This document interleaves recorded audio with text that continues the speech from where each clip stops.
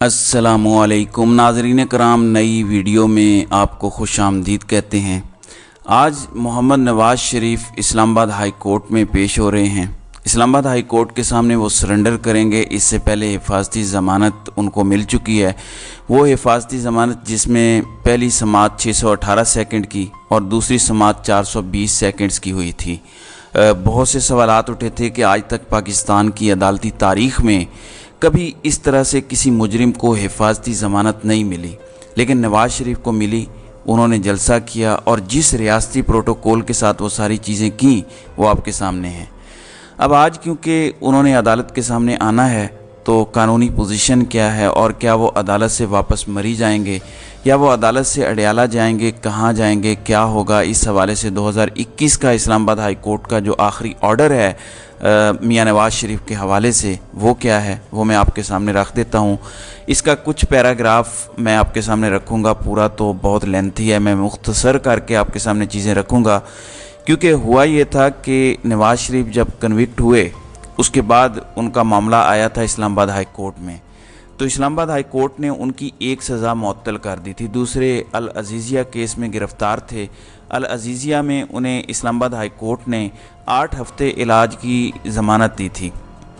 जब 8 हफ़्ते के लिए उनको ज़मानत मिली तो इस दौरान वो लाहौर हाई कोर्ट से भी जस्टिस बाकिर नजफ़ी से 4 हफ़्ते की ज़मानत लेकर लंदन चले गए और फिर 4 साल वापस नहीं आए। इस दौरान नवाज़ शरीफ की जो अपील है इस्लामाबाद हाई कोर्ट में फ़िक्स हुई। इससे पहले 8 हफ़्ते वाली जब उनकी ज़मानत ख़त्म हुई और वो वापस नहीं आए तो उनको 2 दिसंबर 2020 को इश्तिहारी करार दिया गया। इसका पूरा आर्डर मैं पिछली वीडियो में आपके सामने रख चुका हूँ, वो मैं नहीं दोहराता। फिर 2021 के मिड में दोबारा उनकी अपीलें समाअत के लिए मुकर्रर हुई। तो फिर क्या हुआ, 23 जून को होने वाली समाअत का तहरीरी फ़ैसला 24 जून को जारी हुआ और आमिर फ़ारूक जो आज उनकी दरख्वास्त ज़मानत सुन रहे हैं, उन्होंने ये फ़ैसला तहरीर किया था। ये 9 सफ़हात पर मुश्तमिल था और 14 पैराग्राफ थे। शुरू में उन्होंने वकला के नाम लिखे। पैराग्राफ नंबर 1 में उन्होंने लिखा कि कब उनको सज़ा हुई। उसमें वो लिखते हैं कि अपील कुनिंदा मियां मोहम्मद नवाज़ शरीफ को केस के ट्रायल के बाद एहतसाब अदालत नंबर 1 ने 6 जुलाई 2018 को सज़ा सुनाई, जिसके ख़िलाफ़ उन्होंने ये अपील दायर की और इस पर उनकी सज़ा मुअत्तल करते हुए उन्हें ज़मानत पर रिहा करने का हुक्म दिया गया। लेकिन जब केस समाअत के लिए मुकर्रर किया गया, ये दोनों में रिहा हो गए थे, अल अज़ीज़िया में भी और एवन फील्ड में भी। जब केस समाअत के लिए मुकर्रर किया गया तो वो अदालत के सामने पेश नहीं हुए। उसके बाद उन्हें अदालत में पेश होने के हवाले से तमाम कानूनी तकाज़े पूरे करने के बाद इस अदालत की जानिब से मफरूर और कानूनी भगोड़ा करार दिया गया। ये पूरा प्रोसेस हुआ था और पाकिस्तान के अदालती तारीख़ में पहली मरतबा पूरा प्रोसेस करके किसी को मफरूर और इश्तिहारी डिक्लेयर किया गया था, क्योंकि वो कन्विक्टेड थे। 8 हफ़्ते की ज़मानत मिली थी लेकिन वो आए नहीं थे। फिर पूरा प्रोसेस अदालत ने फॉलो किया उनको मफरूर और इश्तिहारी करार देते हुए। फिर पैराग्राफ नंबर 2 में लिखा है कि केस को आगे बढ़ाने के हवाले से मुआवनत के लिए वकील आज़म नज़ीर तारड़ को अदालती मामले में मुकर्रर किया गया। ज़ाहिर है उस वक़्त किसी के वहमो गुमान में नहीं था कि बैक एंड पे क्या चल रहा है। तो आज़म नज़ीर तारड़ अदालत में बैठे थे। आमिर फ़ारूक ने उन्हें बुलाया और पूछा कि आप बताएं कि क्या करना चाहिए, जो अपीलें हमें बिल्कुल मुस्तरद कर देनी चाहिए और सज़ाएँ बहाल कर देनी चाहिए, या इनको हम पेंडिंग रखें, या हम सज़ाएँ बहाल करके इसको दाखिल दफ्तर कर दें, जब वो आएँ तो बहाल करवाएँ, क्या करना चाहिए। तो अदालती मुआवन कौन थे? आज़म नज़ीर तारड़, जो फिर वज़ीर कानून भी बने जब PDM की हुकूमत आई, और आज वो अमजद परवेज़ के साथ अदालती मुआवन के तौर पर नहीं बल्कि मियां नवाज़ शरीफ के वकील के तौर पर आज पेश हो रहे हैं, जबकि उस वक़्त ये आमिर फ़ारूक के अदालती मुआवन थे। तो आमिर फ़ारूक लिखते हैं कि केस को आगे बढ़ाने के लिए मुआवनत के लिए वकील आज़म नज़ीर तारड़ को अदालती मुआवन मुकर्रर किया गया। उन्होंने गुज़श्ता समाअत यानी 9 जून 2021 और 23 जून को होने वाली समाअतों पर दलाइल दिए।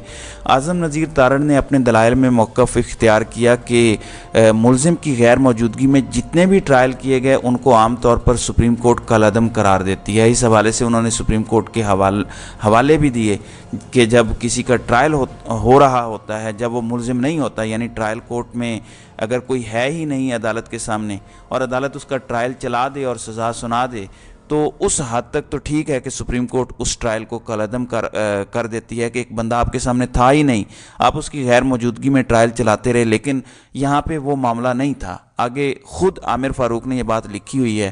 پھر اعظم نذیر تارڑ نے مزید کہا کہ اپیل ٹرائل ہی کا تسلسل ہوتی ہے، اس لیے اپیل کنندہ کی غیر موجودگی میں اپیل نہیں سنی جا سکتی۔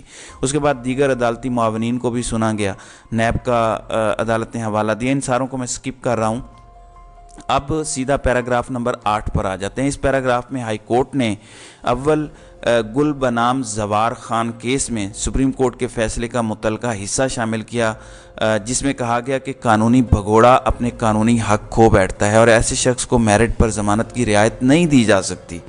پیراگراف نمبر 9، اس پیراگراف میں لاہور ہائی کورٹ بار بنام پرویز مشرف کے فیصلے کا متعلقہ حصہ شامل کیا گیا، جس میں کہا گیا کہ قانونی مفرور یا بھگوڑا حق سماعت کھو دیتا ہے، اور یہی اصول انعام الرحیم بنام چیئرمین نیب کیس میں اپنایا گیا۔ یعنی اگر کوئی اشتہاری ہو گیا ہے، مفرور ہو گیا ہے، اس کا وکیل عدالت میں پیش نہیں ہو سکتا کیونکہ پہلے ہی وہ اشتہاری ہو چکا ہے، مفرور ہو چکا ہے۔ اب جب تک وہ سرنڈر نہیں کرے گا اس کو سنا ہی نہیں جائے گا، اس کے بہت سے رائٹس چلے جاتے ہیں۔ اب اگلے پیراگراف میں ہائی کورٹ نے اکرام اللہ بنام ریاست کیس میں فیصلے کا متعلقہ حصہ شامل کیا، جس میں سپریم کورٹ نے اپیل خارج کر دی تھی، تاہم یہ واضح کر دیا تھا کہ گرفتاری پر اپیل کنندہ دوبارہ عدالت سے رجوع کر سکتا ہے، اور لاہور ہائی کورٹ اسی اصول کو فالو کرتی رہی ہے۔ ناظرین اکرام، اب آتے ہیں سب سے امپورٹنٹ پیراگراف نمبر 11، 12 اور 13 پر۔ میں اس کا صرف متعلقہ حصہ پڑھ رہا ہوں۔ اس میں عامر فاروق صاحب لکھتے ہیں کہ اس میں کوئی شک نہیں کہ حیات بخش بنام ریاست کیس کا فیصلہ اس وقت آیا جب آئین کا آرٹیکل 10A فیلڈ میں موجود نہیں تھا، تاہم آئین کے آرٹیکل 9 اور 4 موجود تھے۔ اس میں کوئی شک نہیں کہ سپریم کورٹ نے ان ٹرائلز کو کالعدم قرار دیا ہے جو ملزم کی غیر موجودگی میں مکمل کیے گئے، لیکن اس کیس کا مختلف پہلو یہ ہے کہ ملزم ٹرائل کورٹ کے سامنے پیش ہوتے رہے۔ یہ امپورٹنٹ ہے، جن کا سپریم کورٹ نے کالعدم قرار دیا تھا وہاں پہ ملزم ٹرائل کورٹ کے سامنے تھے ہی نہیں، یہاں پہ ٹرائل کورٹ کے سامنے تھے۔ عدالت نے قرار دیا کہ اس اصول میں کوئی شک نہیں کہ اپیل ٹرائل کا ہی تسلسل ہے، لیکن ایک مرتبہ پھر اس کیس کے حالات مختلف ہیں کیونکہ اپیل کنندہ نواز شریف حراست میں تھا۔ اس عدالت نے اسے 19 ستمبر 2018 کو ریٹ پٹیشن نمبر 2839 منظور کرتے ہوئے ضمانت دی، اور پھر وہ ملزم بیرون ملک چلا گیا۔ جب کیس سماعت کے لیے مقرر کیا گیا تو وہ عدالت کے سامنے پیش نہیں ہوا، جس کے بعد قانونی تقاضے پورے کرتے ہوئے انہیں مفرور قرار دیا گیا۔ اب آ جائیں پیراگراف نمبر 12 پر۔ عدالت نے لکھا کہ اپیل کنندہ کو فیئر ٹرائل دیا گیا۔ اب اس اپیل کی سماعت کے وقت وہ انصاف سے مفرور ہو چکا ہے۔ اس موقع پر آئین کے جس آرٹیکل کا حوالہ دیا جا رہا ہے اس کا اسے کوئی فائدہ نہیں ہے، یعنی جن عدالتی فیصلوں کے حوالے دیے گئے ہیں وہ ملزمان تو ٹرائل کے دوران بھاگ گئے تھے، ٹرائل مکمل ہوا، عدالت نے انہیں سزا سنائی، سپریم کورٹ نے کالعدم قرار دی کہ ایک بندہ آپ کے سامنے تھا ہی نہیں، آپ نے اس کو سنا ہی نہیں، آپ نے اس کی غیر موجودگی میں سزا سنا دی۔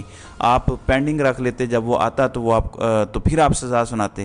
لیکن یہاں پہ عامر فاروق خود لکھ رہے ہیں کہ نواز شریف کا معاملہ مختلف ہے، نواز شریف ٹرائل کورٹ کے سامنے موجود تھے، اور آگے انہوں نے لکھا کہ عدالت میں نواز شریف کو فیئر ٹرائل کا موقع دیا گیا کیونکہ ٹرائل کورٹ نے انہیں سنا، استغاثہ کے گواہان پر جرا کا موقع دیا، اور مناسب ٹرائل کے بعد ان کو سزا سنائی گئی۔ وہ ضمانت پر ہونے کے باوجود بیرون ملک چلے گئے اور بغیر کسی جواز اور بنیاد کے اس عدالت کے سامنے پیش نہیں ہوئے، اور بہت سی پیشیوں پر غیر حاضر رہے۔ یعنی عدالت خود ان کی اس بات کو مسترد کر چکی ہے 2021 میں کہ نواز شریف بیماری کی وجہ سے نہیں آ رہے۔ ان کی جو میڈیکل رپورٹس بھی آئی تھیں ان میں بھی کچھ ایسا نہیں تھا، تو عدالت نے وہ رپورٹیں مسترد کر دی تھی۔ عدالت خود کہہ چکی ہے 2021 میں کہ نواز شریف بیمار نہیں ہیں۔ کیا اب ان کی یہ بات مان لی جائے گی کہ میری اپیلوں کو بحال کر دیں کیونکہ میں پہلے نہیں آ سکا کیونکہ میں بیمار تھا؟ اگر وہ بیمار تھے تو آپ دبئی کیسے آ گئے؟ آپ سعودی عرب کیسے چلے گئے؟ یہ بہت بڑا سوال ہے۔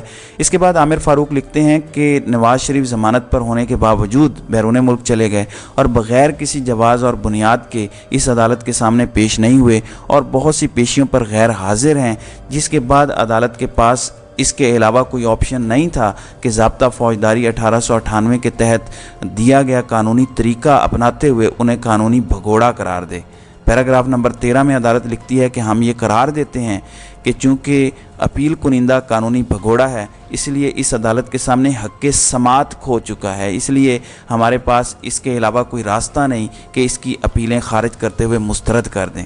फिर अदालत ने कहा था कि जब इसको गिरफ़्तार करके लाया जाएगा वो दरख्वास्त दे के अपीलें बहाल करवा सकता है। अब कानूनी नुक्ता ये है कि नवाज़ शरीफ को हर सूरत जेल जाना है। कानून और आइन के मुताबिक वो जेल में थे। अदालत ने उनको 8 हफ्ते की ज़मानत दी और कहा कि 8 हफ्ते बाद आपने हमारे पास नहीं आना, आपने सीधा जेल जाना है और जाकर जेल में सरेंडर करना है, और नवाज़ शरीफ को जेल ही जाना है। लेकिन राना सनाउल्लाह ये कहते हैं कि 200% आज इंसाफ होगा, और इंसाफ से मुराद ये है कि नवाज़ शरीफ जेल में नहीं जाएंगे, वो मरी जाएंगे। और राना सनाउल्लाह कहते हैं कि 1 हफ्ते में नवाज़ शरीफ की अपीलें डिसाइड हो जाएंगी, यानी 1 हफ्ते में या मैक्सिमम 2 से 3 हफ्तों में। और वो कहते हैं कि इसमें नवाज़ शरीफ की सज़ाएँ कलअदम हो जाएंगी। ये राना सनाउल्लाह की 2 प्रेडिक्शंस हैं।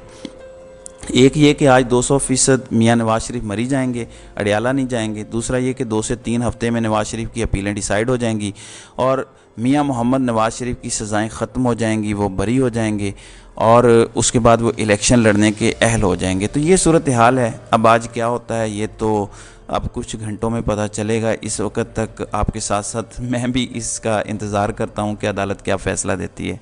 तो नाज़रीन इकराम, आपकी इस वीडियो के हवाले से क्या राय है? आप अपनी राय का इजहार कमेंट सेक्शन में ज़रूर कीजिएगा।